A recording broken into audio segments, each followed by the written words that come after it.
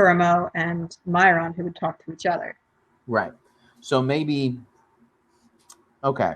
So I think I so where we're going with this is that Nienna is in Lorien, helping with the recovery efforts, visiting the sick, right, crying over them. Exactly, it's useful. That's what you do. Yavanna comes to get her. Yes. And basically says something to the effect of, "There's something that I want to do. I have a great idea, but I think I'm going to need your help." And in the background, as they're moving off,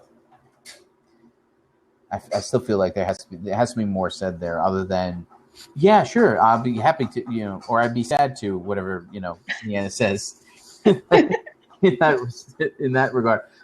And then in the background, we can see Aloran coming in. Mm-hmm. All right, showing that they've arrived back in Valinor at this point, and Irmo goes to him and says, "Well, how did it go?" And Aloran says, "Well, it went about as was expected, but it had to be done." Should that be his point of view? Like, we know that Manway's kind of accepting of the failure. Shouldn't Olorin be a little bit more crushed by the failure? Yeah, okay. That's fair. And we don't want to have the same, because we're about to have that same exact conversation with Varda, too. So, yeah. Right, that's the thing, is this is Olorin's chance to be like, well, he tried really hard, and I thought it was going to go a lot better, but apparently, no. Yeah. It went terrible. Yeah. There was much shouting.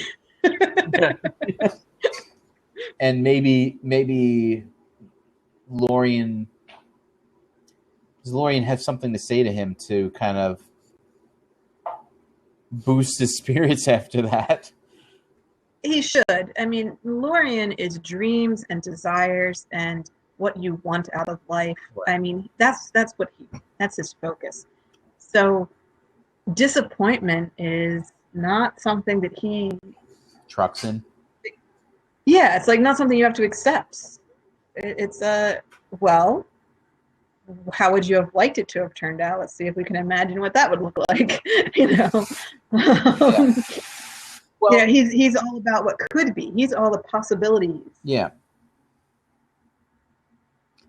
So I feel like he should have some advice for him that would be encouraging.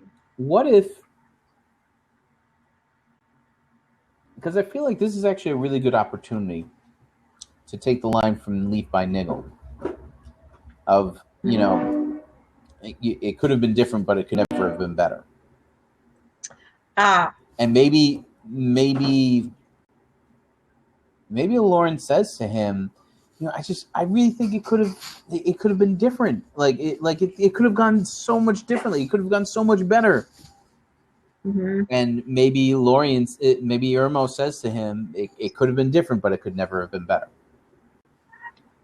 Yeah. As insanely cryptic as that is to some people. That's okay. The Feyanduri need to be fairly cryptic. Yeah.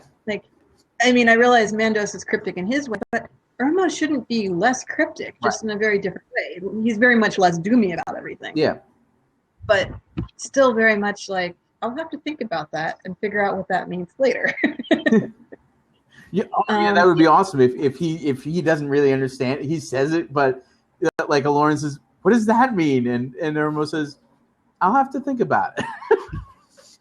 There you go. Yeah, and Gandalf is fairly well known for delivering lines like that all the time. Things that make sense to him but not to the listener. Right, yes. He got that from somewhere. We can make Irmo be the that person in his life. Yes. Irmo is the Gandalf of Gandalf's life. Yes, I think that would be good because we haven't really had much interaction with Irmo yet. Yeah. And I think that letting him say something that makes people think and kind of reveals a weird quirk to his character would be And it gives us a fantastic opportunity for an Easter egg. Well, yes, because if you happen to know the line from Leaf by Niggle, then you know where it came from. Yes. my goodness. Yeah. Oh no, it's a deep cut one. Yeah, no doubt. Well, I mean, I did not know about it until I was listening to some of Professor Olson's lectures. So, okay. and You've read Luke by Nickel, though? I haven't. Oh, okay. Yeah, I need to get my hands on a copy of it, but yeah. Yeah. There's it's in Tales from the Perilous Realm, and it's in the Tolkien Reader. Yeah, I've seen it. I've seen it around. But both of those are out of print, so yeah, it's.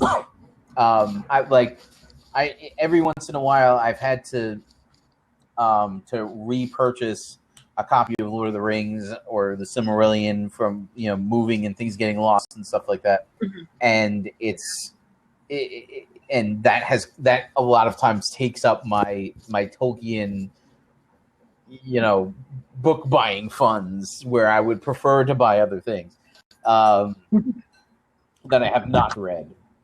Okay. I was given as a Christmas gift one year a copy of The Children of Hurin, which is fantastic. It was one of my favorite stories. The Tale of Turin is one of my favorite stories from any Tolkien.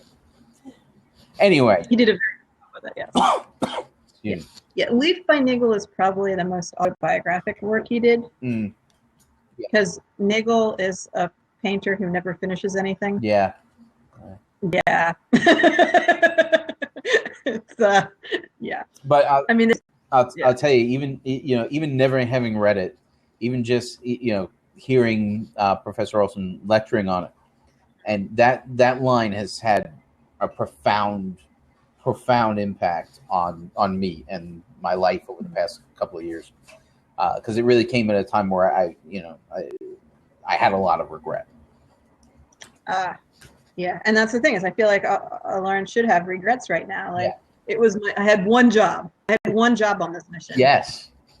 And I did nothing, because as far as he's concerned, he stood in a throne room and waited. Yeah. While the real conversation happened. Yeah. And then when it all went down, when they came out, he never said anything. For all intents and purposes, he was a hobbit in this trip. Yes. And he's feeling a little useless, and like, well, maybe if I had done something, it would have gone differently. And it's like, no, this wasn't about you. You're only a very little person after all, Gandalf. Yes. Okay, well, Irma can't give Gandalf everything in this movie. That would be way too much. It would be hilarious, but it would be way too much. Okay. Yeah. So I feel like you need this conversation with Irma just to have that. Yeah. Okay. So let's rush back into the Nienna Yavanna conversation. Try to pull something more out of that. Okay. So does Yavanna express more about what she's planning, or does she express more about her thought process? Yeah, she's going to explain her thought process, because we're going to see what she does. When she sings the trees into existence, we're going to see that. So she doesn't really need to describe the trees in great detail. Right. But she should describe, like, how thinking about how much she misses the light and thinking about how much her creatures need it has brought her to a new place. Like, because before she was trying to avoid mourning. She was repressing. Right? Yeah, she was repressing thinking about the loss of the light. Right. She was churning on what to do next, but she didn't want to focus on that. So now she's gone through that process of mourning and reflected on what the loss really meant. So now she's in a new place. And she wants to explain where she is to Nienna, because Nienna understands. Right.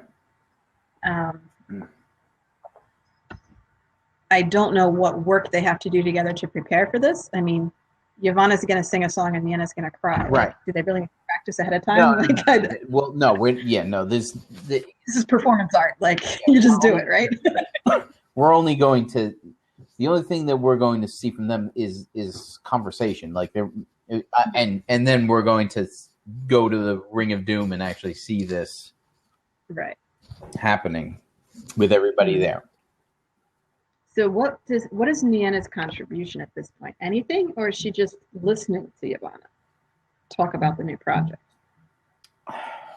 I don't, because I feel like she said what she needs to say, you know? And Niana's much more of a listener than a talker. Right. Right. Exactly. And so I feel like if go on. I would say it just would show that Yavanna is very much not in a when so depressing state. She's not in a dark place because right. She's like, I have this hope of things I can do, and here's this new thing. And when you have a new project like that, you're excited about it. You're going to talk about it. Right. Exactly. So I think that's okay. So then we go to, and I think the next conversation that we see is the conversation between Manwë and Varda. Yes. So we come back to them. Manwë is troubled. Mm-hmm. Is Varda in an "I told you so" mood? Not quite. I think she does when I say something like, "What did you expect? Like, what did you really think would happen?" And he has to admit this is what I expected, but it was difficult to see it. Mm-hmm. You know, so I think, and he should say something to the effect of, and for a moment there, I was afraid it was all going to get worse. Right. Yeah, and that I knew I had to try. Mm-hmm. I knew there was a good chance it would make no difference, but now I fear that nothing will. That I've made it worse. That nothing will make a difference, and that I've driven the gap between us even wider. Like my action here seems to have had the opposite effect of what I was hoping, and I think that's something that the audience needs to hear, that he recognizes that, ooh, this might not have been the best. Mm-hmm. But not for the reason that it failed, but for the reason of how it failed.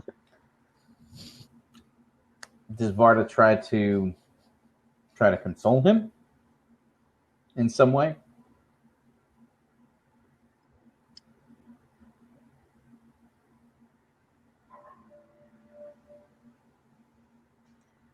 I think that she should say something along the lines of, if anyone could have evoked a different response from him, I trust it would have been you. Mm. Which is not saying that you had any hope, but trying to reassure him that he was the right person to send on that mission. Yeah. Like, I think Varda would give him a vote of confidence instead of saying, I told you so. If you did not complete that task, then no one would. Yeah, okay. Yeah, that line. But no, something along the lines, because he's at this point a little bit worried that he might have just started the war. Like, he was trying to go to prevent it, and he feels like he started it. And I think that's her opportunity to say, you did what you could, and anyone else would have done worse. And maybe she says, maybe he says something to the effect of, I fear that I've set us on the path for war. And Varda says that Melkor has been on that path for a long time. Yes. I'm a little nervous to use the word war. Yeah. I'm not no, you're right. You're right. Want to avoid that term here, yes. Yeah, but I agree that he should say something about where he sees this all going, and she should say it's been like that. Like that's and basically that it was Melkor's choice to take that path. Yes, that's so maybe not war, but maybe conflict. Is conflict too strong? Do you think? Conflict's probably not strong enough. Conflict, war. Yeah, another word for war. If you don't know the word war because you haven't had a war yet, what would you call it? Well, let script people figure that out. But I do think we should have. I know, but we're not like writing the script right now. Like, we can just make a note, avoid the word war. Okay. And then we actually we're less than war, greater than conflict. Mathematical notation. Okay, and she says, Melkor has been on that path since before the vision, since before the music. Yes. Because remember, she was there. Right. And yeah, basically, you didn't start this. This is right. Who he is. And Manwë is probably someone who talks a lot about harmony. Yeah. Right? And working together. So instead of saying that we're headed to war, something like, I see no chance of there ever being harmony between us again. What if... It's like the unfriend word. What if he says... What if he says discord? What if he says, I fear I have put us on the road to discord? Yes. Yes. Okay. I mean, he should say something that comes from his language, his vocabulary. Yes. Okay. And yeah, and she should agree, but say, newsflash, you didn't pick that path, and it's been there for a while. Or maybe dissonance. Yes. Yes. Okay. Okay. So yeah, we're going to go to the Ring of Doom, but I wonder if that meeting wasn't called by Manwë, because everybody's there, right? And I wonder if Manwë says to Varda here, well, I'm going to call everybody together, and we're going to see what we can figure out. So he doesn't know about Yavanna's project yet. Okay.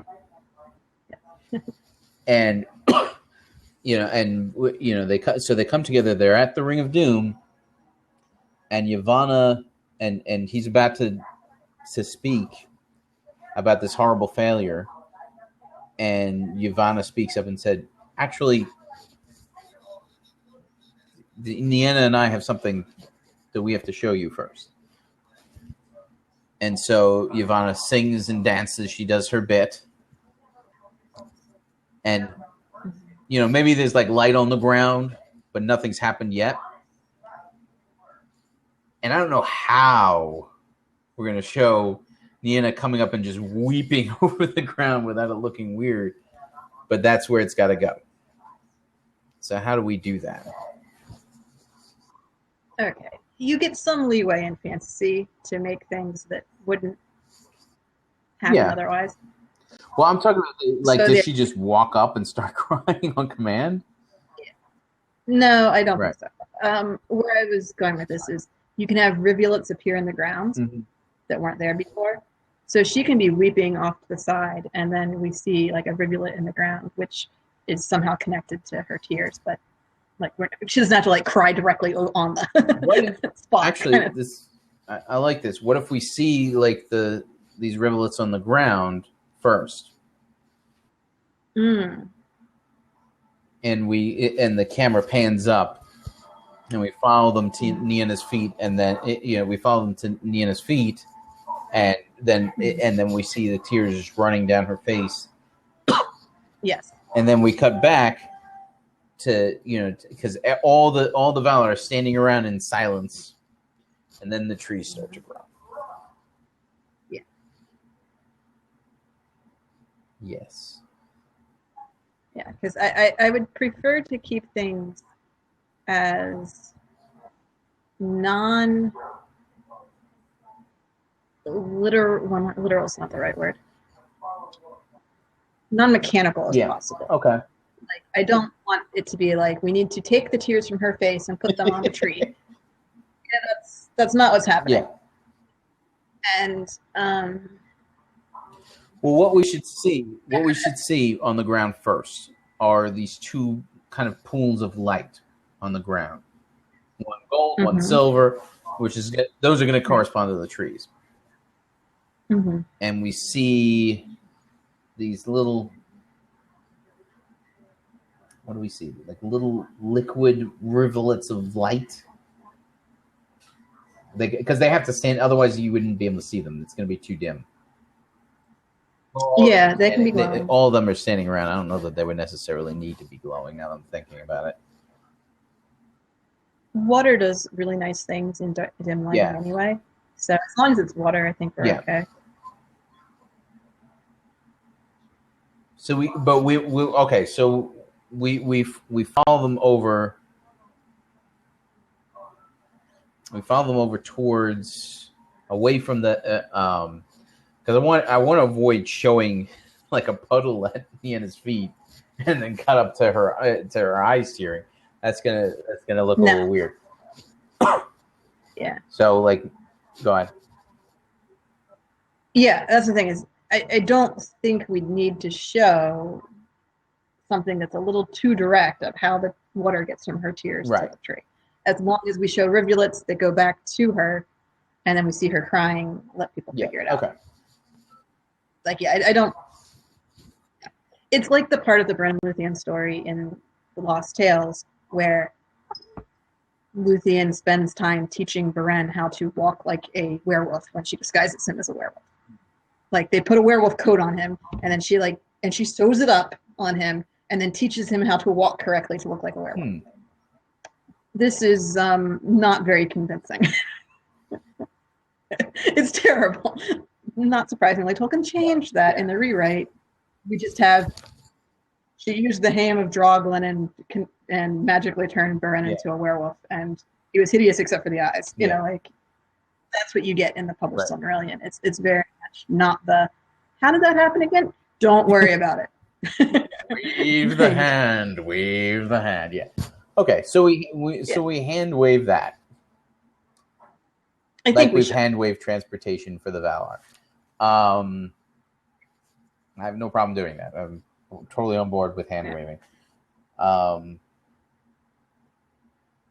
So and then so we show the trees growing up. We show the reactions of the Valar. The music swells.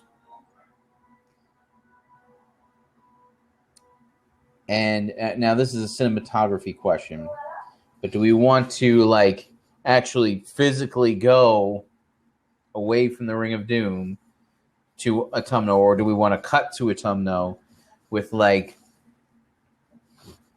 Do we want more? Is there more we want here?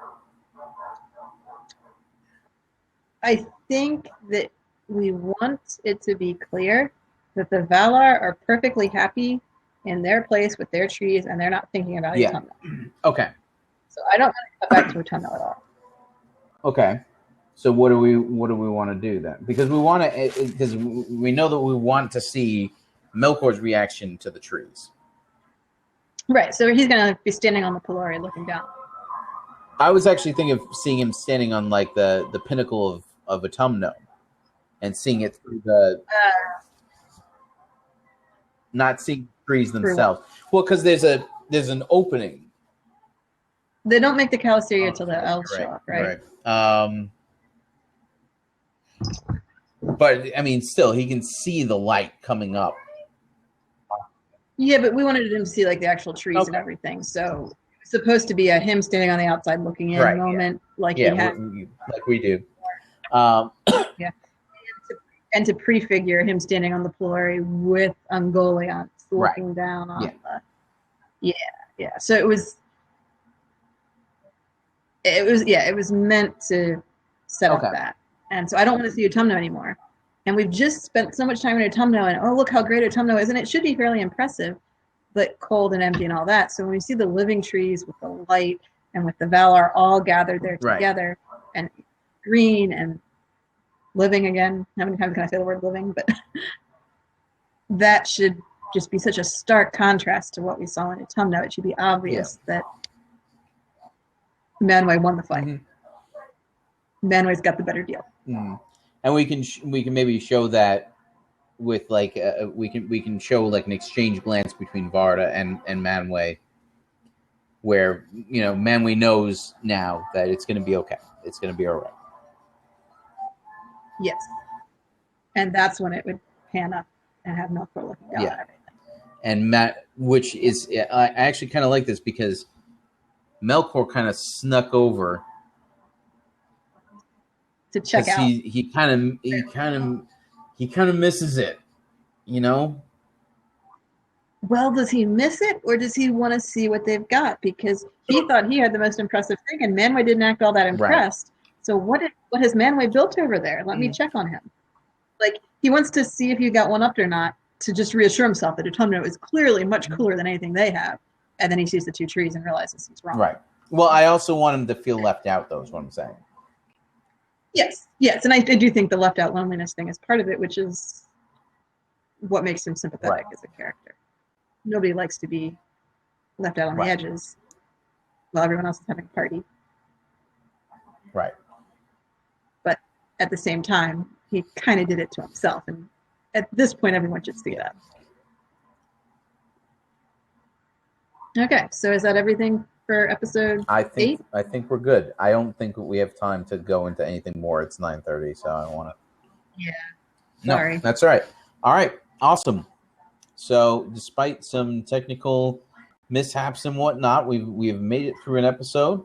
This has been the SilmFilm Project Script Discussion, Season 1, Episode 8.